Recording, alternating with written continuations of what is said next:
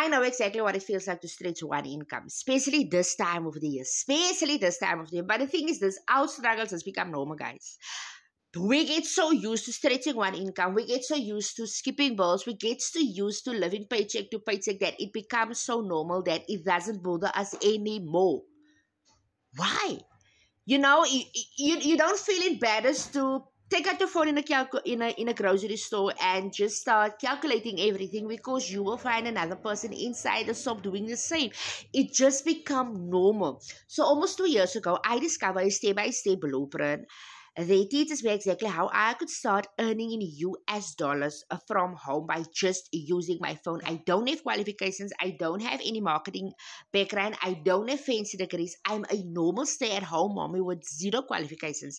I started my online business with zero followers.